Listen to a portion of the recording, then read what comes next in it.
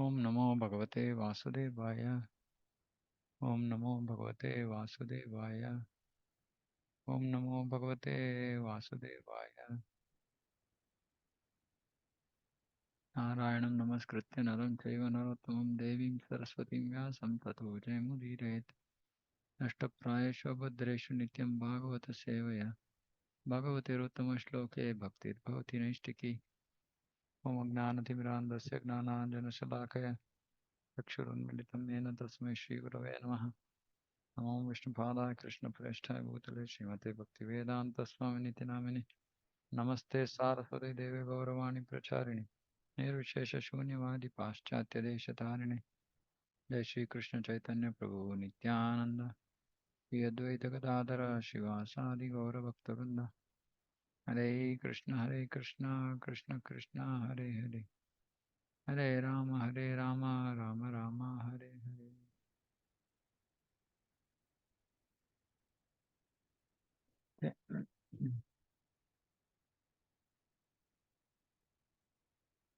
Yes, we read.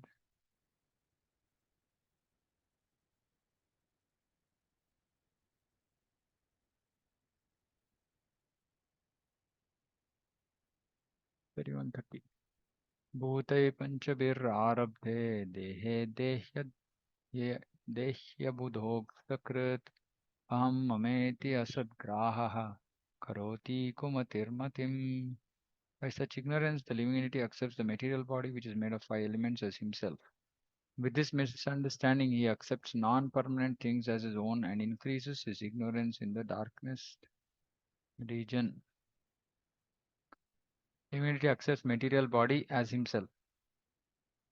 This is the central reason, main reason why we are stuck in this material world, because we are actually, because of ignorance, we are accepting this material body as ourselves.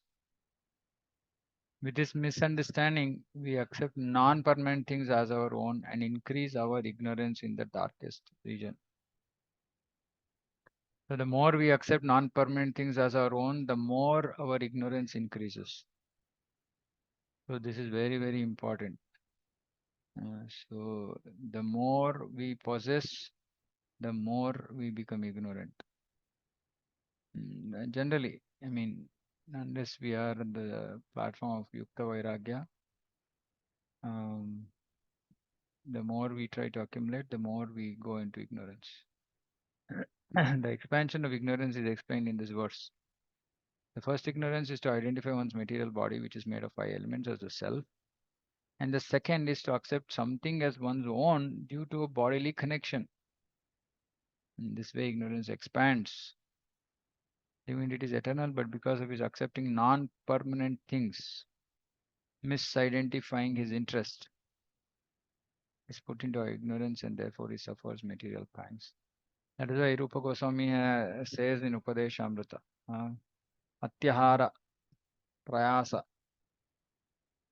So too much endeavor for getting anything material, these non-material things, and then which means that we misidentifying our interest and we are increasing our ignorance. Say Bhagavatam only says that one should desire self-preservation, meaning keeping body and soul together for spiritual welfare, for making progress in spiritual life. We should desire to keep body and soul together in a healthy condition. So that's called self-preservation, and that should only be the intent of all our actions is self-preservation.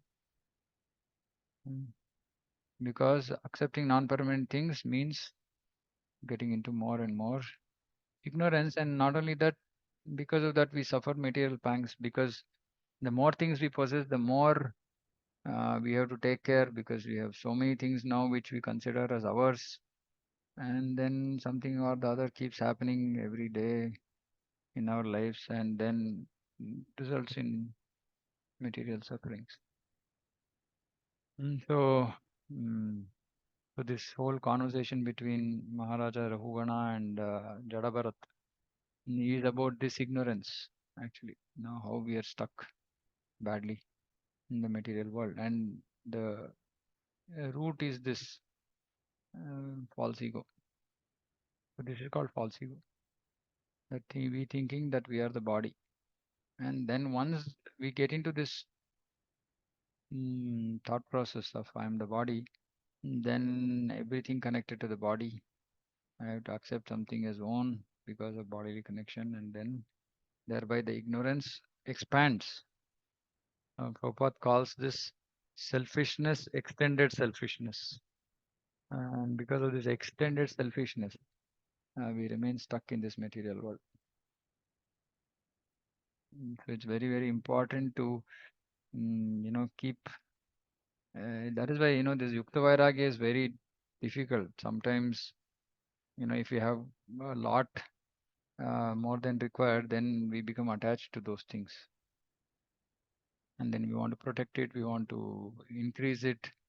That's all just realm of ignorance. So we should just do we should just do only as much as required for just just like Prabhupada said, yeah, comfortable living.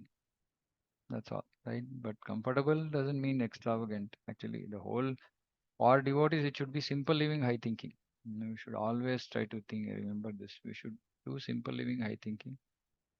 Um, yeah, somebody who is a king mm, is not expected to come become pauper, right? Mm, but the king should be like Maharaj Yudhishthir or all these, any of these great kings, or like, if you think about really wealthy people, it should be like Pundarika Vidyanidhi, like that, yeah, whatever we have, but we should not get attached to any of it. We should remember that everything is Krishna's. Only then we can actually come out of ignorance. Material ignorance, which is, holding us back, is just because of this false ego. Thinking that anything is mine is just craziness. Nothing is mine. Everything is Krishna's. Only when we become firmly fixed on that platform can we actually escape this ignorance. So it's very, very, very difficult. Um, many times we see devotees are praying for material welfare. And when you pray for material welfare and suppose we get material welfare, then we forget Krishna. So it's very difficult, very dangerous. So we have to be very careful about material prosperity, material relations, all these possessions, and considering as our own. We have to be careful.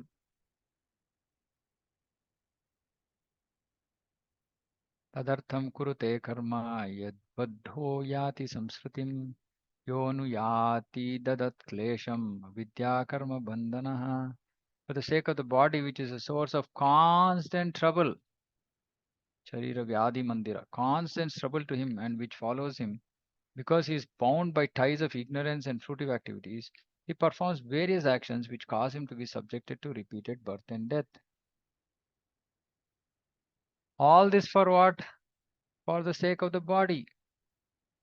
And what is this body? It's a source of constant trouble. So just imagine how crazy this whole thing is that, we are working, we are doing everything for the sake of this body, which is actually a source of not happiness, but constant trouble. Hmm. So, for the sake of the body, which is a constant trouble, who would want to do it? Which sane person would want to do this?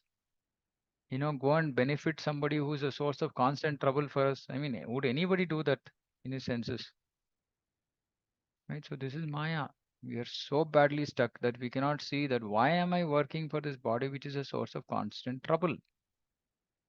Because of which I am getting tied in ignorance, I'm engaging in fruitive activities, and then again and it is binding me again, repeated birth and death, one more body, which is another source of constant trouble, and so on and so forth, and just never ends. So we have to remember we are working to just bring about trouble for ourselves, day in, day out, struggling hard. If you're not engaging in bhakti, all that we are doing is just increasing trouble. That's all.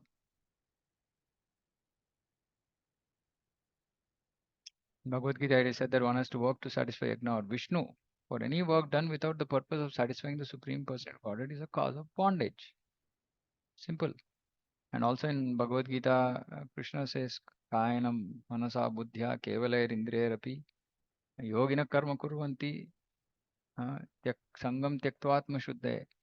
All work should be done only for purification. For a yogi, if you are a yogi, meaning if you are on the transcendental path, anything that we do should be simply for purification, not for bondage, not to increase our bondage.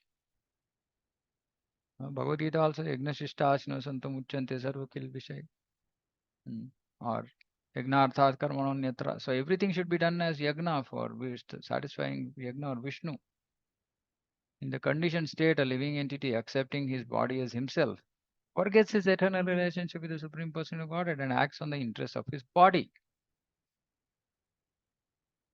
I mean, we might have heard this a zillion times, but still it's so difficult to get over this. We are still stuck in this bodily conception. And people used to ask Prabhupada saying, Prabhupada, why you are like you seem to be repeating the same thing again and again? Because Prabhupada said you don't understand. Even after hearing a zillion times, it just doesn't enter our consciousness that we are not this body. Every moment, every interaction, every thought process, predominantly on the interest of body. He takes the body as himself, his bodily expansions as his kinsman, and the land from which his body is born as worshipable. Hmm. Padikkalattradishu paumyajyadi yattirthabuddhi salilena karisit janeshu avagneshu saeva gokharaha. In this way, he performs all sorts of misconceived activities which lead to his perpetual bondage in repetition of birth and death in various species. See, misconceived activities. What are misconceived activities?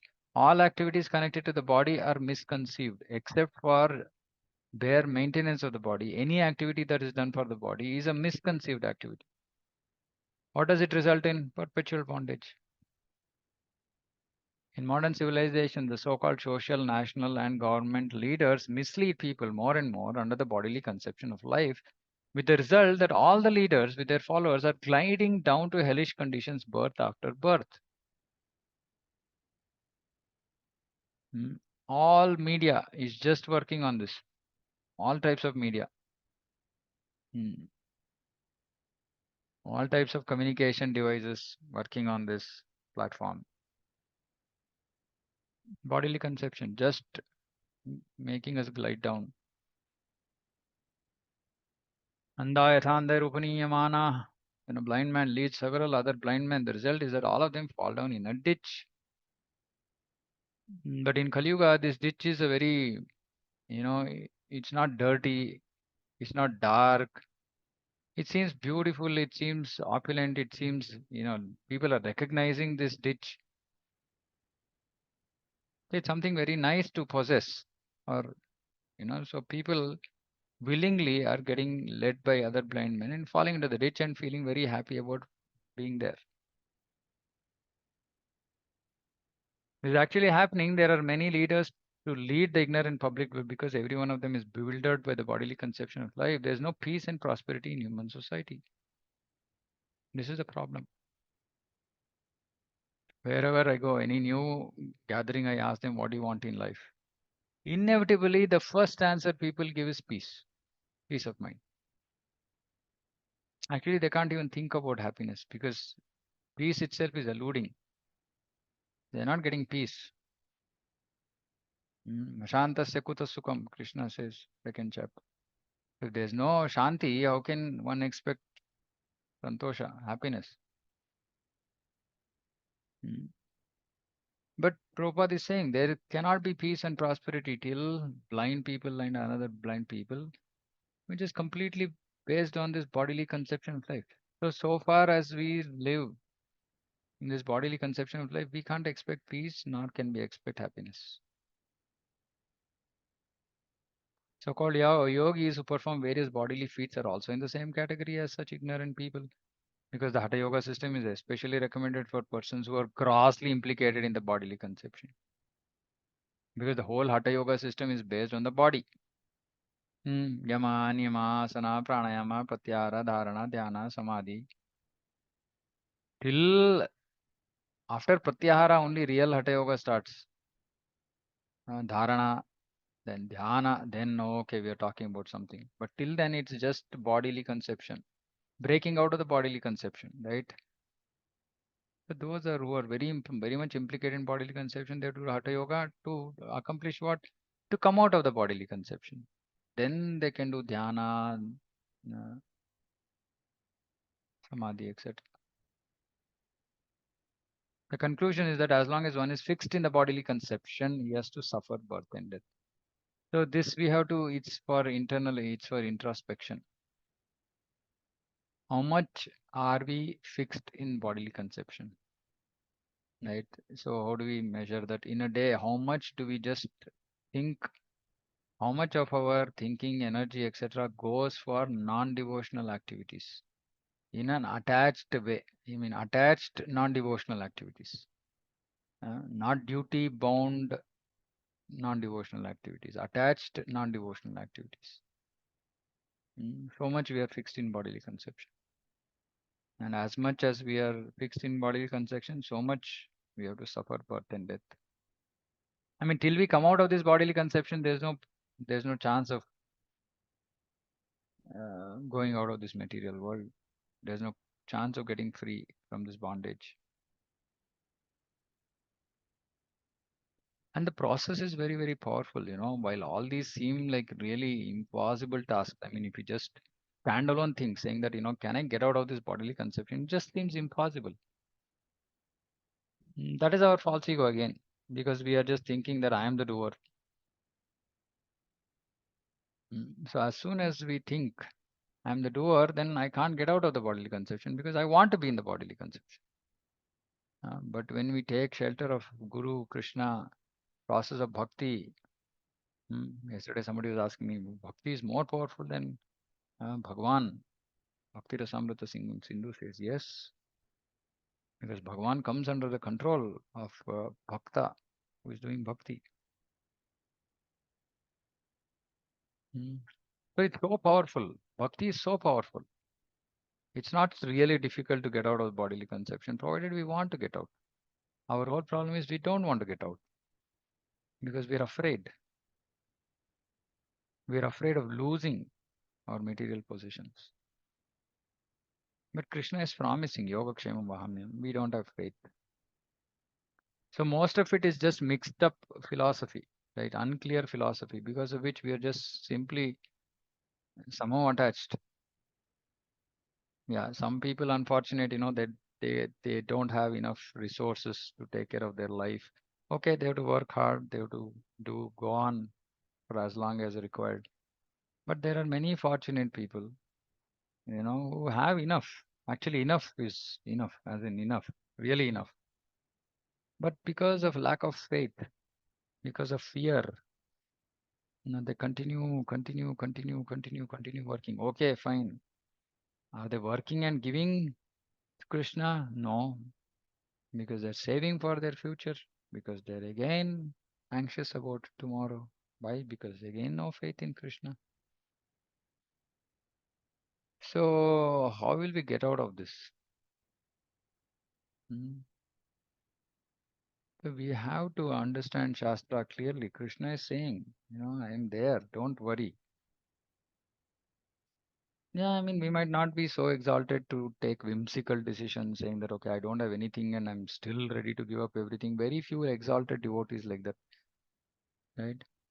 Who can just, nothing, they have no financial backing, support, nothing, and they're just dedicating their life to Krishna. But it's okay, we might not be so advanced, but at least we can even, mm, like practically do some understand calculation of what we need to some extent, and then some extent depend on Krishna. We cannot just say that I'm going to be 100%, I'm going to plan my future, right, and take care of everything. No, it's not possible. Then we'll become God. So to some extent we can plan, to a great extent we should have faith, and then we give up nonsense activities which are binding us. If it is not required, if it is required, unfortunately we have to go on. But if it is not required, if you have the financial backing, if you have, then just we should just figure out way of getting out, right? Dedicate our life to Krishna, then Krishna will take care. Krishna is saying, Yoga Kshemam Vahamyam. Okay, whatever you have, I will protect. Whatever you don't have, I will give you. Don't worry. Dedicate your life for me. Mm. But as long as we are fixed in the bodily conception, we can't. When will we give up? When will we stop this? Is there any line we can draw? Because this, if we don't have faith in Krishna, that lack of faith will continue. Because we're going to keep reinforcing that lack of faith by by doing more things on the bodily conception. So it's really hard to come out. It's like a vicious cycle. Yeah, I mean, if we are smart enough, then we will give our hand to someone, ideally Guru, who will pull us out. Otherwise, this will just keep going on and on and on. There's no end to this. यद्यसद्भिः पतिपुनः विष्णुदरकृतोद्यमैः आस्तितो आस्तितो रमते जन्तुस्तमो विशति पूर्ववत्.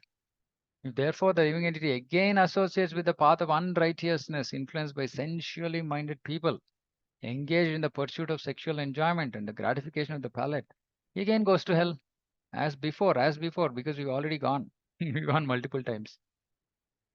We've gone multiple times and come. Anybody, for that matter. It has been explained that the conditioned soul is put into the Andhathamisra and Thamisra hellish conditions. And after suffering there, he gets a hellish body like the dogs or hogs. After several such births, he again comes back into the form of a human being. How the human being is born is also described by Kapiladev. The human being develops in the mother's abdomen, suffers there, and comes out again. After all these sufferings, if he gets another chance in a human body and wastes his valuable time in the association of persons who are concerned with sexual life and palatable dishes, that's all. Life is about these two things, tongue and genitals. That's all. That's it. Simply summarize the whole material world as tongue and genitals. That's it. And naturally, he again glides down to the same under Thamisra and Thamisra hells. Puna Puna Charvita Charnana, same thing. Prabhupada in Bhagavad Gita says it's like a Ferris wheel, giant wheel. Sometimes going up, sometimes going down. That's all. But the same thing, whether in human species, whether in animal species, birds, same thing. Eating, mating, eating, mating. That's all. Generally, people are concerned with the satisfaction of the tongue and the satisfaction of genitals. See, that's all. That is material life. Material life means eat, drink, be merry, and enjoy, with no concern for understanding one's spiritual identity and the process of spiritual advancement. Since materialistic people are concerned with the tongue, belly, and genitals, if anyone wants to advance in spiritual life, he must be very careful about associating with such people. So, gross materialist associating with them is no, right? Asatsanga tyage Vaishnavachar. This is asatsanga. To associate with such materialistic men is to commit purposeful suicide in the human form of life. And what is this association? It means getting influenced by their thought process. That is association. Yeah, in the society we might have to talk, say hello, hi, hurry, whatever, right? Engage, interact with people as much as required, but not to an extent that we get influenced by them. That is what this association means. It is said, therefore, that an intelligent man should give up such undesirable association and should always mix with saintly persons. When he is in association with saintly persons, all his doubts about the spiritual expansion of life are eradicated, and he makes tangible progress on the path of spiritual understanding. All doubts are eradicated, faith increases, then we make progress. It's also sometimes found that people are very much addicted to a particular type of religious faith. Hindus, Muslims, and Christians are faithful in that particular type of religion. And they go to the church, temple, or mosque, but unfortunately, they cannot give up the association of persons who are too much addicted to sex, life, and satisfaction of the palate. Of course, nobody talks openly about addiction to sex life, right? That is private. But this, though, we can see everywhere. Even old people, you tell them to change their, don't eat onion garlic. They say, no, why? It's so tasty. Here it is clearly said that one may officially be a very religious man, but if he associates with such persons, then he's sure to slide down to the dark region of hell. So this is also useless. I mean, just being a religious man is also useless because again we might go to hell. There's no protection unless we are spiritual, unless we come to Krishna consciousness. Um, So-called religious people today, so-called brahmanas who even do the puja, etc., they also drink tea, coffee. They're also addicted. What can they guide others? So,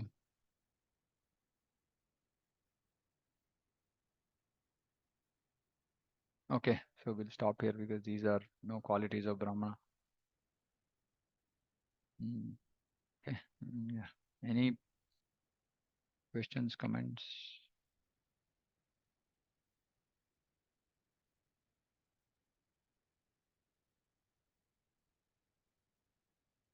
No questions, no comments. Okay, then we'll stop here. Shrimad Bhagavatam की जय जगत गुरु शिल प्रभुपाद की जय वाञ्छाकल्पतरुभ्यश्च कृपा सिन्धुभ्यश्च पतितानां पावनेभ्यो वैष्णवेभ्यो नमो नमः अनंत कोटि वैष्णव वृंद की जय जगत गुरु शिल प्रभुपाद की जय